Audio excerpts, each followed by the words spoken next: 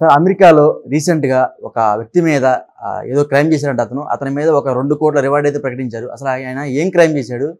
అసలుకి ఎటువంటి శిక్ష పడే అవకాశం ఉంది అతనికి? ఇదొక నిజానికి ఒక విచిత్రమైన కేసు. ఈ మధ్య కాలంలో నేనైతే చూడలేదు.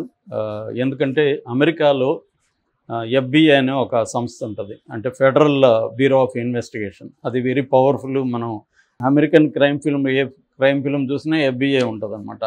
అంటే మామూలుగా అమెరికాలో స్టేట్స్ సెంటర్ ఉంటుంది. స్టేట్లకు కూడా సపరేట్ అధికారాలు ఉంటాయి, సపరేట్ పోలీస్ వ్యవస్థ అన్నీ ఉంటాయి అన్నమాట. అయితే ఫెడరల్ ఈ FBI అనేది అన్ని స్టేట్లో కూడా పవర్ కలిగి ఉంటుంది. సెంట్రల్ ఫోర్స్ అని మనకి CBI లాగా, మనకి NIA లాగా కలిగి ఉండే ఒక పోలీస్ డిపార్ట్మెంటు. సో వీళ్ళు ఎవ్రీ ఇయర్ కూడా మోస్ట్ వాంటెడ్ ఫిజిటివ్స్ అంటారు. ఫిజిటివ్స్ అంటే క్రైమ్ నుంచి పారిపోయిన వాళ్ళు. So most wanted fugitive list ప్రకటిస్తూ ఉంటారు. అలాగా రీసెంట్గా ఒక లిస్టు ప్రకటించారు. అందులో 8th టాప్ 10లో 8వ పేరు మనవాడిది, ఇండియన్ది. వాడిని పట్టించిన, వాడికి సంబంధించిన ఎటువంటి ఇన్ఫర్మేషన్ ఇచ్చినా 2 కోట్లు ఇస్తామని అనౌన్స్ చేశారు. ఇది తక్కువ అమౌంట్ కాదు మామూలుగా. అంటే మన ఇండియాలోనే ఎవరికి 2 కోట్లు అనౌన్స్ చేసిన క్రిమినల్ ఈ మధ్యకాలంలో లేడు. ఒకప్పుడు వీరప్పన్ లాంటి వాళ్ళకి చేశారు. నక్సలైట్లు మహా అంటే 10 లక్షలు, 20 లక్షలు, 50 లక్షలు మ్యాక్సిమం ఉంటుంది. 2 కోట్లు అనేది జనరల్గా ఉండదు. అలాంటిది మన ఇండియను అమెరికాలో పోయి ఏం క్రైమ్ చేశాడు, వాళ్ళెందుకు 2 కోట్లు ప్రకటించారు? సో వీడు ఎట్లా ఎస్కేప్ కాగలిగాడు? అమెరికా అనేది వెరీ అడ్వాన్స్డ్ కంట్రీ. వాళ్ళకి టెక్నాలజీ బ్రహ్మాండంగా ఉంటుంది. అలాంటి టెక్నాలజీ ఉండి కూడా వాళ్ళెందుకు ఆఫ్టర్ ఆల్ ఒక మామూలు ఇండియన్ వ్యక్తిని, ఇతనేమి టెర్రరిస్ట్ కాదు, ఇతనేమి ఇంటర్నేషనల్ క్రిమినల్ గ్యాంగ్లో ఉండే మాఫియా కాదు, ఈజ్ ఏ ఆర్డినరీ గై. ఒక ఆర్డినరీ గైని వాళ్ళు ఎందుకు పట్టుకోలేకపోయారు అనేది మనం చెప్పుకుందాం. ఈ భద్రేష్ కుమార్ ఇతని పేరు. ఇతను 2015 ఏప్రిల్ 12వ తేదీన ఒక వ్యక్తిని కత్తితో పొడిచి చంపాడు. ఆ వ్యక్తి ఎవరో కాదు, అతను స్వయంగా భార్య పాలక్ పటేల్ ఆమె పేరు. ఈ భద్రేష్ కుమార్ పటేల్కి 24 ఏళ్ళు ఇప్పుడు క్రైమ్ జరిగినప్పుడు. ఆ అమ్మాయి పాలక్ పటేల్కి 21 సంవత్సరం. వీళ్ళిద్దరూ భార్యాభర్తలు. అమెరికాలో వీళ్ళకి బంధువులు ఉన్నారు. మామూలుగా పటేళ్ల ఫ్యామిలీసు అమెరికాలో గుజరాతీ బ్యాచ్. ఎప్పటి నుంచో అమెరికాలో చాలామంది సెటిల్ అయిన కుటుంబాల రిచ్ ఫ్యామిలీస్లో వాళ్ళొకరు. అక్కడ అనేక వ్యాపారాలు ఈ బ్యాచ్కి ఉంటాయన్నమాట. యూరప్లో కానీ, ఇటు కెనడాలో కానీ, అమెరికాలో కానీ గుజరాత్ నుంచి పోయిన సంపన్న కుటుంబాల వాళ్ళు. అలాగా వీళ్ళ ఫ్యామిలీ, వీళ్ళ బంధువులకి అక్కడ డంకెన్ డోనట్ అంటారు కదా, అట్లాంటి ఒక డోనట్ షాప్ ఉంది. ఆ షాప్లో వీళ్ళు విజిటర్స్ వీసా మీద వెళ్ళారు. కొద్ది రోజులు అక్కడ పనిచేయండి అని సరదాగా వెళ్ళారు. సో విజిటర్స్ వీసా మీద వీళ్ళిద్దరు కలిసి ఆ షాప్లో పనిచేయడం మొదలుపెట్టారు.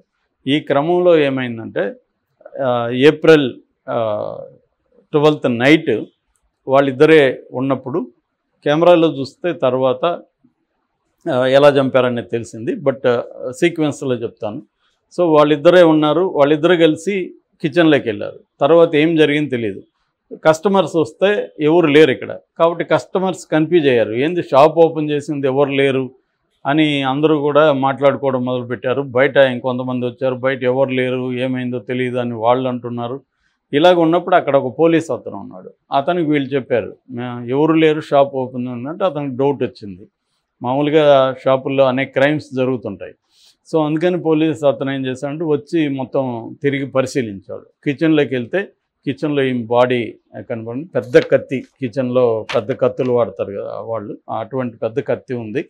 ఆ కత్తితో ఆమెను చంపాడనే విషయం అర్థమైంది. దాంతో అతను అక్కడున్న CCTV ఫుటేజ్ని పరిశీలించాడు. పరిశీలిస్తే ఒక కుర్రవాడు ఈమెని చంపుతున్న ఇదంతా కూడా తెలిసింది, అర్థమైంది. అంటే కిచెన్లోకి వెళ్ళడం, అక్కడ కిచెన్లో కెమెరా లేదు, కిచెన్లోకి వెళ్ళాడు, ఇద్దరు కలిసి వెళ్ళారు. వచ్చేటప్పుడు అతను ఒక్కడే వచ్చాడు, పారిపోయాడు.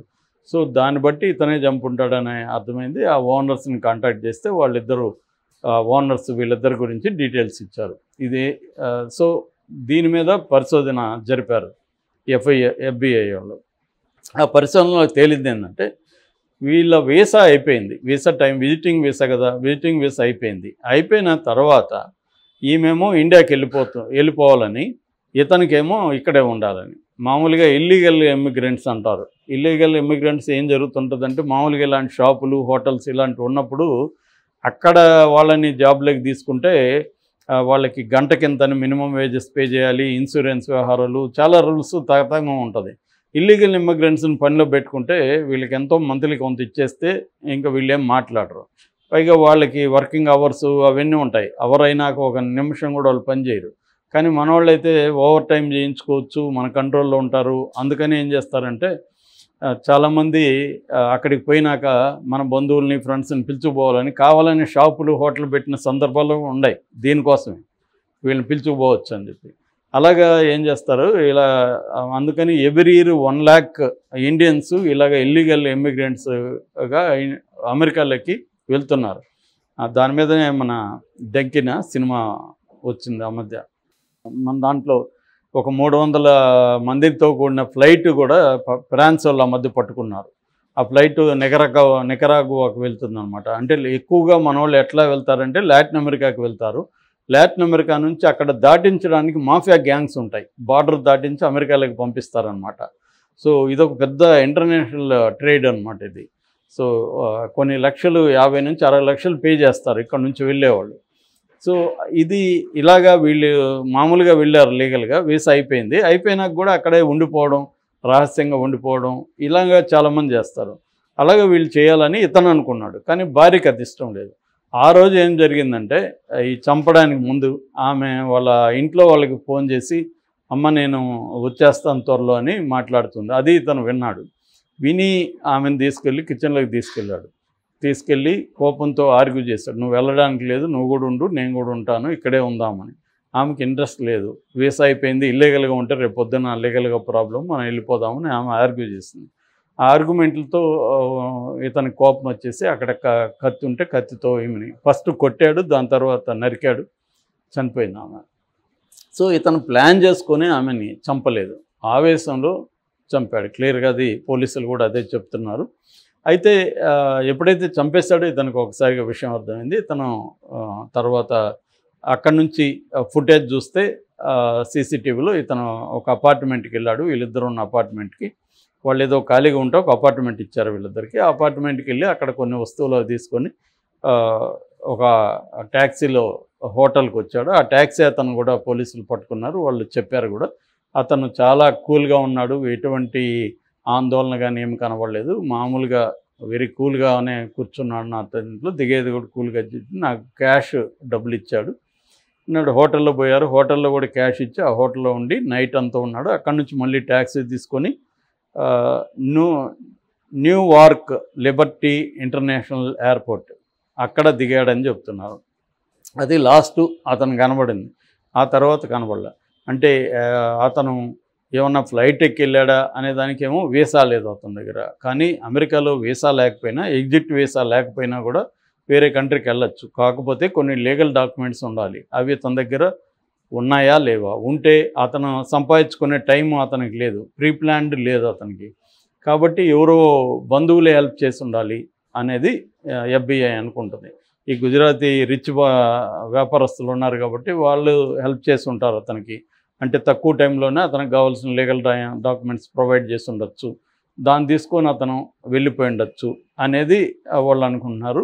పాసిబుల్ ఎక్కడికి వెళ్ళుండొచ్చు అంటే కెనడా కానీ, ఇండియా కానీ వెళ్ళుండొచ్చు, లేదా ఇక్కడే కెనటకీ కానీ, న్యూజెర్సీ, జార్జియా, ఇల్లినాయిస్ ఇక్కడే ఉండొచ్చు అనేది వాళ్ళకున్న అంచనా. సో వాళ్ళు అప్పటి నుంచి ఇప్పుడు 9 ఏళ్ళు అయిపోయింది, అప్పటి నుంచి ఇప్పటి వరకు దొరకలే అతను.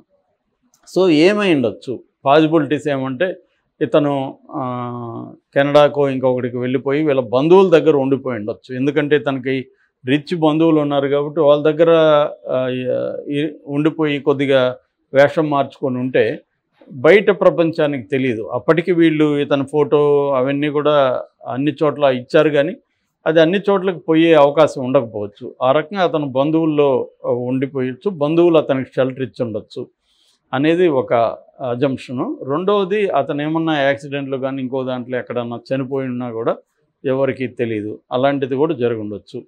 సో అందుకని వీళ్ళు 2017లో $2,50,000 ఇతని మీద ప్రకటించారు. మామూలుగా వాళ్ళు ఫిజిటివ్ లిస్టు వేసినప్పుడు ఆ లిస్టులో ఉండే వాళ్ళకి దాని సీరియస్నెస్ని బట్టి బహుమానం ప్రకటిస్తారు. అంటే మన కరెన్సీలో 2 కోట్లు అనమాట.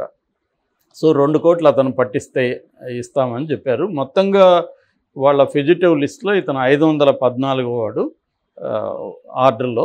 కానీ ఇప్పుడు టాప్ 10లో 8వ వాడు అనమాట. అంటే ఇతనికి అంత ఇంపార్టెన్స్ ఇస్తున్నారు.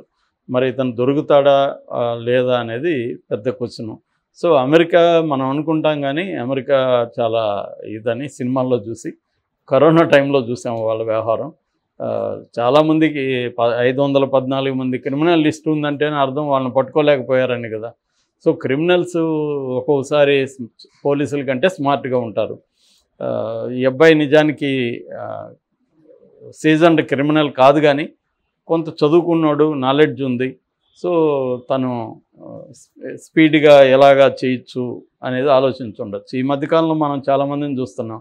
మామూలు వాళ్ళే క్రిమినల్స్ కంటే కూడా బాగా మర్డర్లు చేస్తున్నారు, ఎస్కేప్ అవుతున్నారు. ఎందుకంటే ఇంటర్నెట్ ఉంది, నాలెడ్జ్ ఉంది. ఇవాళ ఎలా ఎస్కేప్ అవ్వాలి, పోలీసుల మెథడ్స్ ఏంటి, ఇవన్నీ అబ్జర్వ్ చేసే అనేక సోర్సెస్ ఇవాళ అందుబాటులో ఉన్నాయి. కాబట్టి అలాగా ఈ అబ్బాయి ఎస్కేప్ అయ్యే అవకాశం ఉంది.